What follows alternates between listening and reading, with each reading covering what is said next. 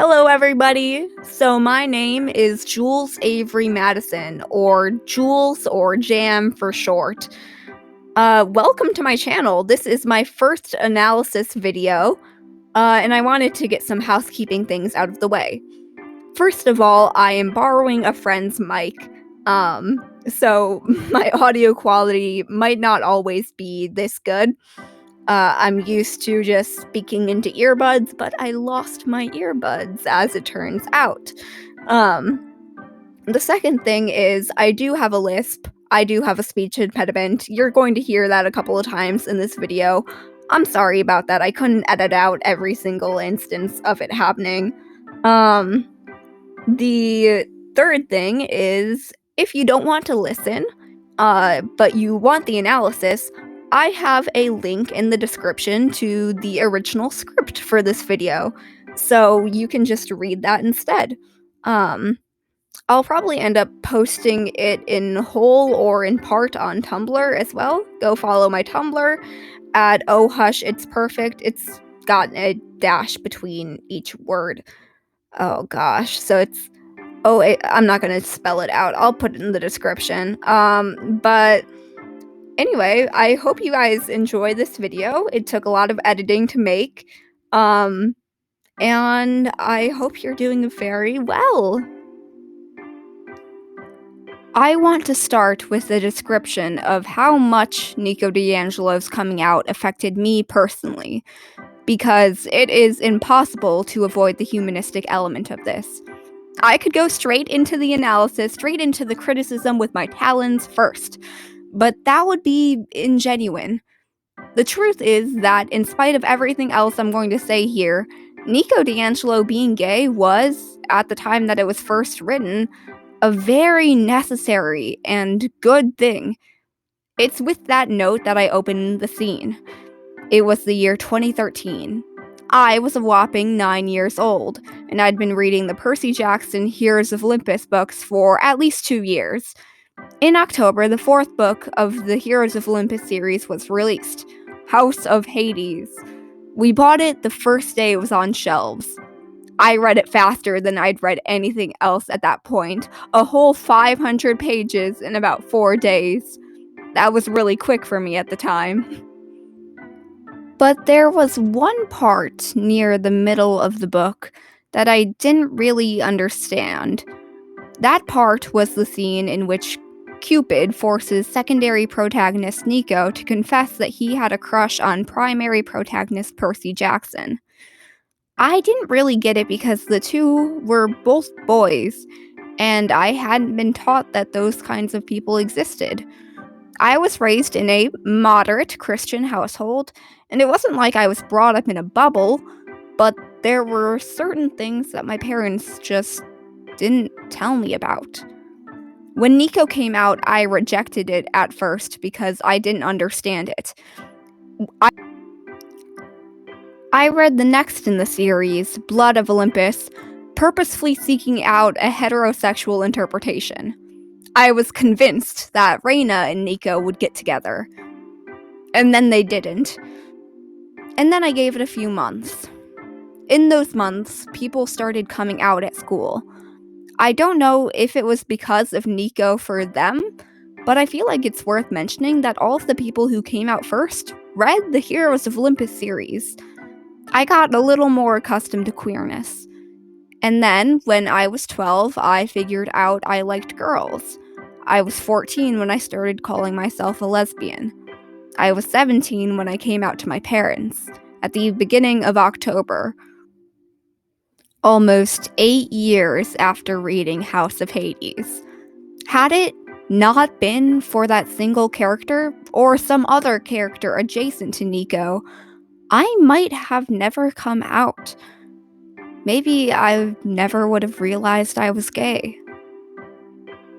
Woo! Are you finished with the sappy stuff? I'm finished with the sappy stuff. My point in telling the story is to depict what life was like before versus after Nico D'Angelo was revealed to be gay. To people only a few years younger than me, it might be impossible to know what a nexus event this was. Nico D'Angelo was the first queer character in a mainstream children's series. Period. Steven Universe's first season finale wouldn't air for another year and a half. Legend of Korra wouldn't end until December of 2014. Adventure Time started in 2010 but wouldn't have an explicitly gay moment until 2018. Middle grade books are still trying to figure out how to have gay characters almost a decade after Nico's coming out. My point is simple. This was a big frickin' deal. So our question of the day is also simple. Does Nico's story hold up under the scrutiny of modern-day gay analysis? Is he good representation? The answer is complex. So for the sake of the one confused person watching this wondering what the heck I'm talking about, I'll briefly describe Nico's storyline from the Titan's Curse to Blood of Olympus. Nico is introduced in the third book of the Percy Jackson and the Olympians series as an easily excitable 10-year-old who is basically babysat by his older sister Bianca. Neither of them remember anything from more than a year ago. The namesake character of the first 5-book series, Percy Jackson, helps Bianca and Nico escape a boarding school and a manticore. As it turns out, the siblings, as well as Percy, are demigods, the result of a union between a human and a Greek god. Since Percy saved Nico, Nico starts developing a major crush on Percy, even though this fact isn't revealed for another 5 books. When Bianca and Percy go on a quest together, Percy promises that he'll try to protect Bianca. He fails, and Bianca dies. Nico, emotionally torn, runs away from Camp Half-Blood, which is a safe haven and training site for demigods, and is homeless for the next few years. It is also revealed that Nico was actually born in 1932 in Venice, and is a kid in the modern day through wacky time shenanigans. After Bianca's ghost chides Nico, he and Percy make up and become uneasy allies. They're in this position from the end of the first series into the second series, Heroes of Olympus, in which Nico plays a major role and even gets his own third-person limited point of view chapters, despite not being one of the 7 main protagonists. In the Heroes of Olympus books, Nico plunges himself into Tartarus, essentially hell, to find the doors of death so the main protagonists can later close them and stop monsters from instantly reviving when killed. He is captured by giants and stored in a bronze jar, where he goes into a comatose-like state to survive. When he is saved, Percy and Percy's girlfriend and fellow major protagonist Annabeth fall into Tartarus. In the 4th book, House of Hades, Nico is begrudgingly allowed to join the main heroes on their quest since he's the only one who knows where the doors of death are. At one point, he is outed to another major protagonist, Jason. Then the group closes the doors of death. Finally, Nico, the Roman demigod Rhena, and the satyr Leeson Hedge are sent to take the statue, the Athena Parthenos, back to Camp Half-Blood, which requires a lot of sacrifice and maybe a little murder. In the final battle, Nico sparks a connection with the camp medic Will Solace. They both live. In summary, Nico's life sucks major. There are a lot of tropey things going on here, so I want to break them down one by one.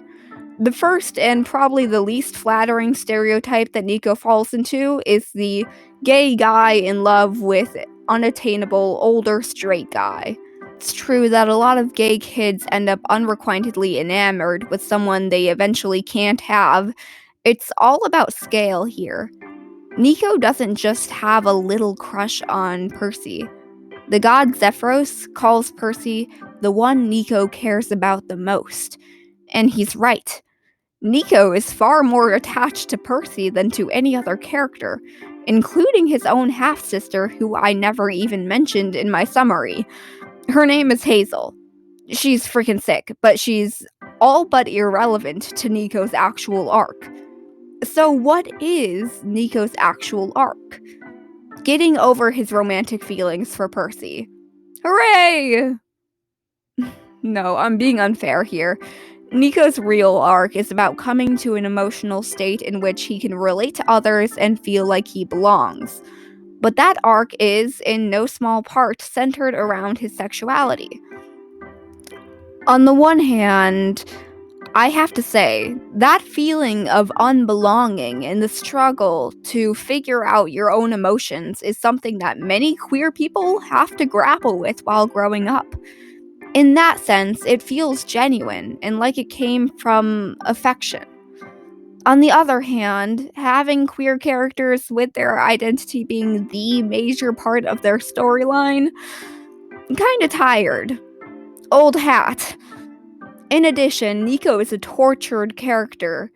He has maybe the most internal conflict and self-loathing out of everyone in the main cast. This does on some level resonate with the gay audience. A lot of kids who are LGBT+ struggle with self-hatred and even suicidal ideation at an alarmingly high rate.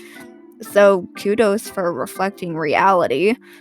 However, making the only gay character within one series, not within the entire Riordanverse, hate himself leads readers to the conclusion that there is something intrinsically self-destructive, for lack of a better term, about being gay.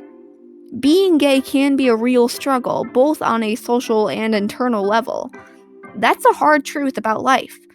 But the thing about children's media is that it shapes how children see themselves. Kids who encounter Nico as this first gay person they ever learn about, and then later realize that they're gay, may believe that since Nico hated himself for being gay, no matter how unjustified that hatred is, and how he got over it, hating yourself for being gay is normal. It's kind of this self-perpetuating cycle like that. It paints the picture of the queer experience as one of pain and misery. And the queer experience can be so much more than that. And on to our next question. Rowan Ellis, a queer YouTuber who talks about media often, has a video about queer assimilation versus queer liberation in media. I definitely recommend the video, by the way, link in the description. In essence, queer assimilation describes media in which gayness is treated like no big deal, like any other romance. No particular attention is drawn to the fact that this character or these characters are gay. Functionally, they act like straight people. If he didn't mention his boyfriend or if they didn't kiss at the end, you wouldn't ever know that they were gay in the first place. They don't stand out. This kind of media definitely has its place, especially in kids' cartoons and the like, in order to normalize queerness before heteronormativity is thrown at young viewers. The second option is queer liberation. This is when a story is explicit about its own queerness and is unapologetic for it. You can't take the queer element out of the story. You can't change the love interest to a different gender and have the story make sense. This kind of story also has its place, though unfortunately, it often devolves into another sob story of gay pain instead of, well, gay gaiety. Nico's story nestles itself somewhere in the middle. Yes, Nico's orientation is integral to his story, but the very idea that he went a whole 6 books without anyone noticing speaks to the fact that he is stealth. He doesn't want to make waves. He doesn't wear pride pins or introduce himself with his pronouns. I call this queer acculturalization, in which his orientation is unremovable, yet he still blends in with the other protagonists. I feel like it's important to mention how Riordan came up with the idea to make Nico queer, because it wasn't something he planned from the beginning, as he says on his own website. There are scenes in the original series where Nico is implied to like girls, although it never goes anywhere. But Nico's sexuality didn't mess up continuity at all. The first series has a first-person narrator in Percy Jackson, who is repeatedly demonstrated to be bad at reading the room. If anything, the revelation strengthened Nico's character by explaining his motivation in previous books. Nico's identity is not necessarily a quote-unquote twist, but it does reshape the perception of his character in hindsight. And going forward from Nico's coming out, he acts no different. His orientation is a part of him, of course, but it's not all of him. Even in Blood of Olympus, where his main emotional conflict is getting over his love for Percy, he's still a multifaceted character. It's such a natural thing, and I kind of wish that more authors did it like this. Riordan realized that he had written a gay character on accident, and when he realized it, he didn't chicken out of it. He didn't decide to ignore the subtext he'd written. He addressed it head on, which is pretty remarkable, especially since no one really knew how it'd be taken, since, as aforementioned, Nico really was the first gay character in a mainstream book series. The closest we'd ever gotten before was She Who Must Not Be Named saying years after the fact that Dumbledore was actually gay all along. The biggest difference between her and Rick Riordan is that at least Rick Riordan has the guts to try to represent people in his story, even if he often messes up. Children need representation. As he says on his blog, turning a blind eye to children's needs is never an acceptable answer. So even though Nico represents a few stereotypes, I also appreciate the general story arc and how it was written. Now let's dive into the details. The first thing I want to talk about is how Nico came out. In House of Hades, the group has to go to Split, Croatia to recover the Scepter of Diocletian, which raises armies of the dead. Nico and major protagonist Jason go on a mini-quest in which they meet the god Zephyros? I'm not sure. Anyway, they meet Zephyros and are taken to a bunch of ruins and are bullied by the god Cupid. Cupid only gives them the scepter once Nico admits to having a crush on Percy. The bullying includes smacking Nico around, taunting him verbally, all pretty nasty stuff. Now, it's important to talk about narrative framing here. For those unfamiliar with the term, narrative framing is how an event is portrayed within a work, i.e., how other characters feel about it, how it's presented to the audience, etc. For instance, imagine that a man and a woman are in an argument and the man slaps the woman after she says something especially mean. If the story is told from an outsider's point of view, then the man will likely be portrayed in a negative light. If the story is told from the man's perspective, though, the narrative will internally justify the slap. Maybe she said something that just set him off and he immediately regrets it. In the later scenario, the man is seen in a much more sympathetic way. In House of Hades, Cupid forcing the confession out of Nico is seen as an act of aggression. Cupid is, in fact, portrayed as an antagonist here. No one would read this series and go, "Wow, what Cupid did was so cool! I'm gonna go out all of my friends." On the other hand, the narrative frames what Cupid did as necessary. He is an antagonist, yes, but he isn't portrayed as a villain. We don't get the story through Nico's eyes as he's victimized and humiliated, but through Jason's eyes as he empathizes with Nico but doesn't fully understand him. The narration describes Cupid's gaze towards Nico as sympathetic. Once Nico has confessed, Cupid is described as smaller and much more human.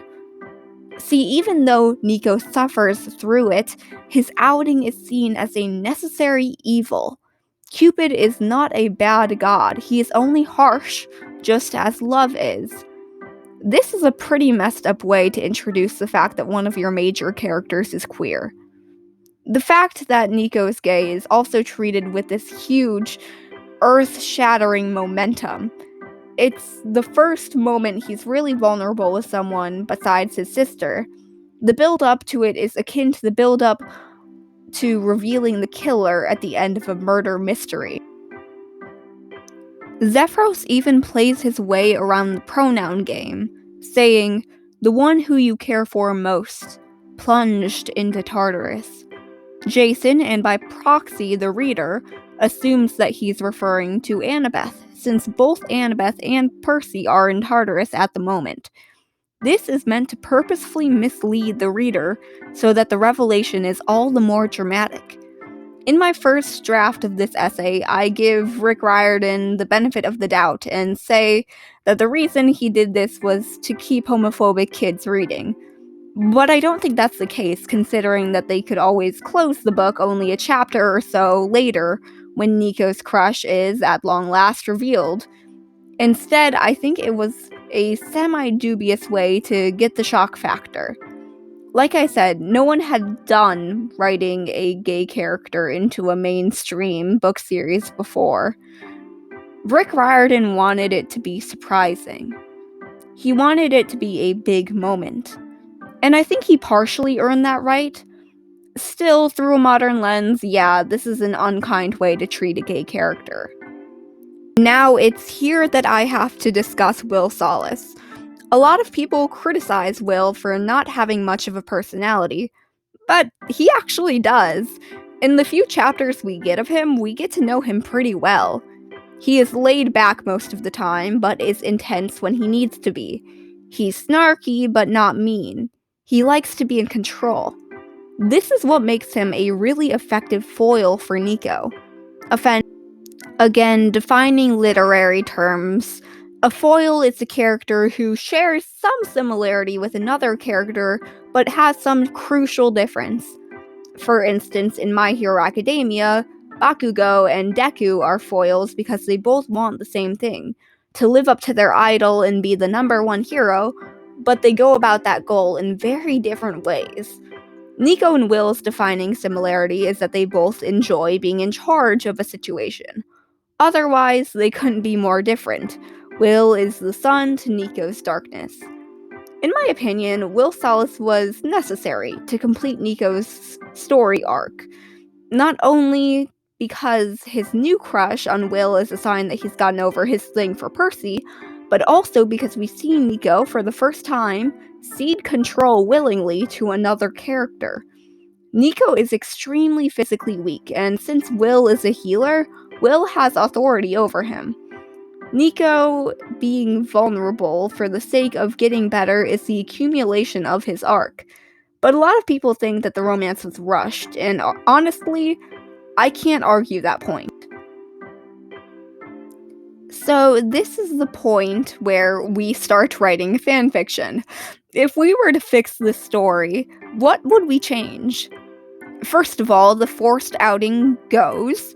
Instead, I would actually have Nico come out to Piper.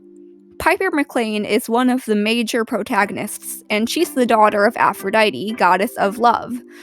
As the daughter of the love goddess, she's the one most likely to notice Nico suffering from heartache. She also has an ability called Charm Speak, which she could potentially use to, well, not to force a confession out of Nico, but at least to keep him in the room long enough to get him to talk to her. The other thing is that Piper doesn't have much to actively do in this book. She brings a dragon to life. Huzzah! That's pretty much it. Giving her a relationship with another character would be massively beneficial to both. Besides that, it's worth noting that, though she's dating Jason in Heroes of Olympus, it is later revealed that she is herself queer, and she starts dating another girl. Giving Piper a connection to Nico could prompt the realization of her own sexuality, which would make the series a lot more complex than Rick Riordan adding it in as an afternote. The second thing I'd add is more Will Solace. Will gives the protagonist, Leo, a tour in the first book of the series and then totally disappears until the last book. It would be a lot better of a payoff if we saw him doing something in every book, like rallying forces or appearing in other characters' dreams, which he does in Blood of Olympus. Given that he is the son of Apollo, and the series' admittedly weak secondary villain is a legacy of Apollo, that could have been something interesting. It's here that I want to warn against taking one story or character as an author's entire stance on a group. We can't say that Rick Riordan has racist underlyings just because he killed off a black character. We can say that he has racist underlyings, sorry, when we look at the rest of his black characters and pretty consistently see black-coded villains and negative stereotypes. It's just the opposite when looking at how Nico's story is constructed, though. When just looking at Nico, it's like Rick Riordan is stuck in 2008, when it wasn't controversial to straight up hate gay people, and being subversive was just putting up with them. But looking at his later works, I genuinely don't believe that he's homophobic, just because he included a single character who is associated with a few negative stereotypes and damaging thought processes. Also, I want to note that I have been analyzing a work from the past through a contemporary lens. Though it might not seem like a decade can change that much, it really, really did. Rick Riordan wrote House of Hades in a pre-Mogai world, before gay marriage was even legal throughout the entire United States. It would be like writing about black rights in 1963 and then having that work torn to shreds in 1972. There's danger in that. With all that out of the way, yeah, I, Jules Avery Madison, declare that Nico D'Angelo is okay rep. Not great, but not awful either, especially for the time in which he was written. It's easy to compare him to other characters Rick Riordan has written and see where he fails. Maybe I should do an entirely separate video on some of those other queer characters.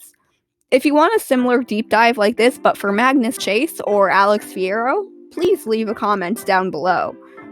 And yeah, that pretty much wraps up our video. I hope you enjoyed it. If you did, don't forget to give a big thumbs up and maybe subscribe if you want to see more content like this. See you later. Stay hydrated, stay medicated, stay healthy.